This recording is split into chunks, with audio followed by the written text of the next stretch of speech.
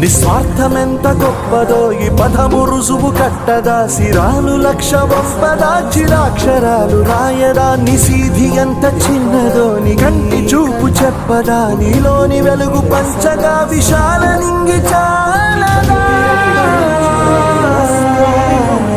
మనుష్యులందు నీ కథ మహర్షిలాగా సాగదా, మనుష్యులందు నీ కథ మహర్షిలాగా సాగదా.